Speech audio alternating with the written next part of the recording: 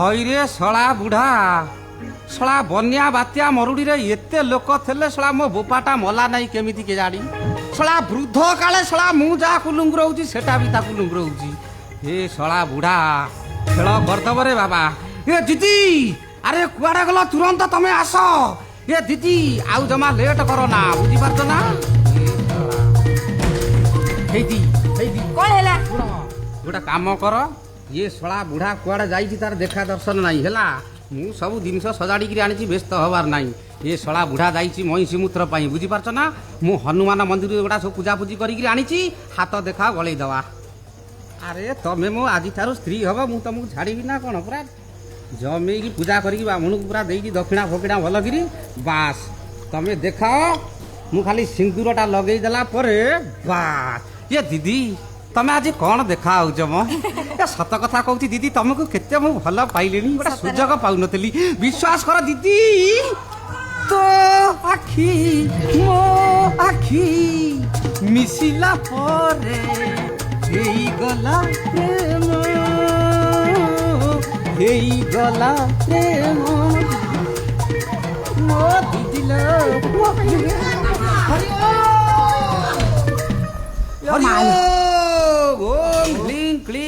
ଯାଉ ବାବା ମୁଁ ଜାପାନୀ ଦଣ୍ଡାୟ ନମ ନମ ନମ ବାବା ଇଆଡେ ଶୁଣନ୍ତୁ ବାବା ତମେ ବହୁତ କଷ୍ଟରେ ପାଇଗଲି ହଁ ମଣିଷ ମୁକ୍ତ ପାଇଗଲି ବାବା ପାଇଗଲି ବଡ କଷ୍ଟରେ ଯାହା ହଉ ମଣିଷ ମୁକ୍ତ ପାଇଗଲି ଆଚ୍ଛା ବାବା କୋଉ ମଇଁଷି ମୁତ ଆଣିବାକୁ କହିଲି ତ ମାଇ ମଇଁଷି ଟା ଅଣ୍ଡରା ମଇଁଷି ତମେ କୋଉ ମୂତ୍ର ଆଣିଛ ବସ ତ ମାଇ ମଇଁଷି ମୁତଟା ଆଣିଛି ଆଉ ତମ ଭାଗ୍ୟ ଖୋଲିଗଲା ବସ କଣ କହୁଛନ୍ତି ଆଉ ଚିନ୍ତା କରିବା ଦରକାର ନାହିଁ ବାବା ଯୋଉ କାମ କହିଥିଲି ସେ କାମ ନିଶ୍ଚିନ୍ତ ଜୟ ମାଇ ଜିନିଷ ତ ପୁରା ପୁରା ଦରକାର ଥିଲା ତାହେଲେ ଠିକ ଅଛି ବାବା ଆଉ କଣ ଜିନିଷ ଆଉ କଣ କଣ କିରେ ଅରୁଆ ଚାଉଳ ମଲା ଚୁଚୁନ୍ଦ୍ରା ନା ଆଉ ସେଟା ଦରକାର ହବ ନାହିଁ ବୋଧେ ଦେଖିଲେ ନା ଦିଦି ଆଗରେ ଛିଡା ହେଇକି ହଲିଲେଣି ଖାଲି ମୁଚ ଆଣିଲା ବେଳକୁ ଦିଦି ହଲିଲେଣି ଇସ୍ ଦିଦି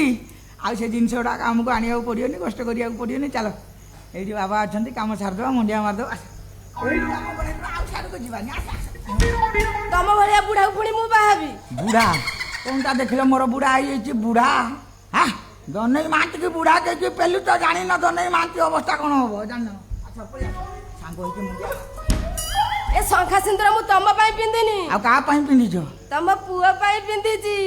ମୋ ପୁଅ ସେଟା କୁଆଡେ ଯାଇଛି ତା କଥା କାହିଁ ତମେ ଚିନ୍ତା କରୁଛ ଯାଇ ନାହିଁ ଫାଦର ତମ ପୁଅ ଟାଙ୍ଗୁଆ ଆଇଡି ତମ ଆଗରେ ଷ୍ଟାଣ୍ଡିଂ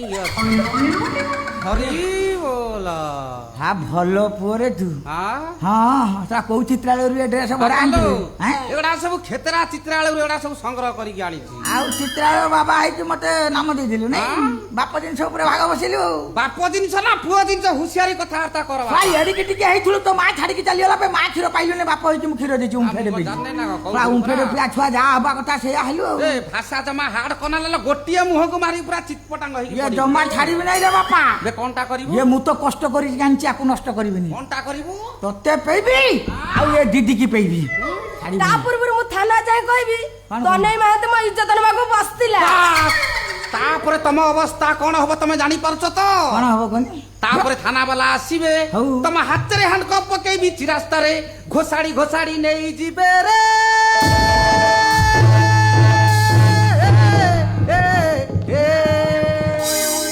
আরে এহা দেখি গাঁ লোকে মারিবে রে তালি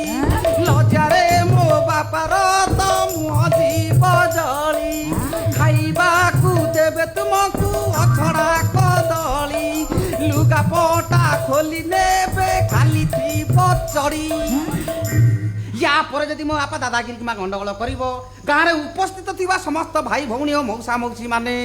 कौन करिवे जानिचु कौन करिवे बे तो अवस्था को पूरा सीरियस कर देबे मु आपण मानक हाथ जोड़ी अनुरोध करूची ये भलिया चरण चुतिया बोपा जा घरे थेबो भाई माने आपण मानक मु अनुरोध करूची ता मुहरे गोटे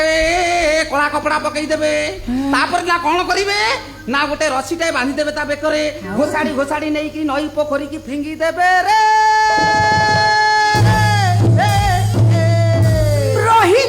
रहिली रे बापा रहिली हे धन्य तू ही पुआ मोर धन्य मुझे पाप जन्म देई तोते मुही करी अछि पाप जन्म देला बेले जदि मारी थांची तोते ଏତେ କଷ୍ଟ ଭୋଗିବାକୁ ପଡୁନଥାନ୍ତା ମତେ ହେ ରାମ ଯେ ରାମ ରାମ ଯେ ନବୀନ ସୁନ୍ଦର ଶ୍ୟାମ ଯେ କ'ଣ କହିଲ ଦନେଇ ମହାନ୍ତି ତ ଇଜ୍ଜତ ନେଇଛି ଆଲୋ ଦନେଇ ମହାନ୍ତି ତ ଇଜ୍ଜତ ନେଇ ନାହିଁ ବର୍ତ୍ତମାନ କହିଲୁଣି ଦନେଇ ମହାନ୍ତି ତ ଇଜ୍ଜତ ନେଇଛି ବୋଲି ଏବେ ସତସତିକା ଦନେଇ ମହାନ୍ତି ତ ଇଜ୍ଜତ ନବ ତାପରେ ଯାଇ ଥାନାରେ କହିବୁ ଦନେଇ ମହାନ୍ତି ମୋ ଇଜ୍ଜତ ନେଲା ରେ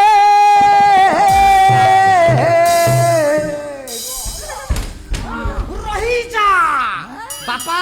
ତୁ ସେଇଠି ବ୍ରେକ୍ ମାରି ଦେ ରେ ଏ ଜମା ସେ ପାପ କାମ କରନା ପାପ ବେ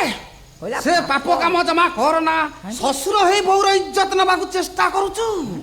ଏଡ୍ସ ରୋଗରେ ମରିଯିବୁ ବାପା ସେ ପାପ କାମ ତୁ ଆଉ ଜମା କରନା ବାପା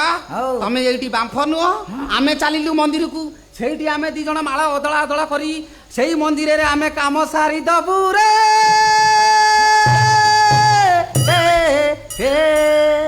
ବାପା ଆମ ଚଉଠି ଘରକୁ ଟିକେ ଭଲକି ସଜେଇବେ ହେଇତି ବାପା ବଡ ବଡ ଗେଣ୍ଡୁ ମାଳ ସଜାଡି ଦବ ହେଲା ଆମେ ଚାଲିଲୁ ମନ୍ଦିରକୁ ତମେ ଏଇଠି ଫୁଲ ବାମ୍ଫ ନିଅ ବାବା ବାବା ନା ଆଉ ବାବା କଣ ନାମ ଆଉଲୋ ତୋର ଯୋଉ ଅବସ୍ଥା ହେଲାଣି ମୁଁ ପୁଅ ହିସାବରେ ତତେ କହୁଛି କଣ କହୁଛୁ? ତୁ ଆଉ ଏ ଘର ଭଙ୍ଗା ନୀତି କାମ କରନା ଲୋକମାନେ ସବୁ ଛକି ଗଲେଣି ତାପରେ ତତେ ମାଡ ହବ ତୁ ଗୋଟେ କାମ କର ମୁଁ ଚାଲିଲି ମନ୍ଦିରକୁ ଆଜିଠାରୁ ମୋ ରାସ୍ତା ମୋର ତୋ ରାସ୍ତା ତୋର ତୁ ଗୋଟେ କାମ କର ତୁ ପୁରୀ ବରଦାଣ୍ଡକୁ ପଳେଇ ଯା ସେଇଠି ହାତରେ ଗୋଡରେ କନା ଗୁଡେଇ ଦବୁ ଥାଳିଟାକି ଧରିକି ଗୀତ ଗାଇବୁ ନା କେମିତି ନା ମନ ବାଇ ଅରୁଣ ସ୍ତମ୍ଭ ପାଖେ ଥାଇ ରେ ମନ ବାଇ ଅରୁଣ ସ୍ତମ୍ଭ ପାଖେ ଥାଇ ହାତରେ କନା ଗୁଡେଇ ଭିକ ମାଗୁ ଥାଇ ରେ ମନ ବାଇ ଅରୁଣ ସ୍ତମ୍ଭ ପାଖେ ଥାଇ আসছি বাপা গুড নাইট বাবা বাবা বাবা ବାପା ଲୋ ବାପା ଧନ ଏ ବାପା ସତରେ ତୁ ଆଉ ଫେରିବୁ ନା ନାଇଁ ରେ ବାପା ଫେରିବାର ଚାନ୍ସ ନାହିଁ ଏଣିକି ତମେ ବାମ୍ଫ ନିଅ ଆମେ ଚାଲିଲୁ ମନ୍ଦିର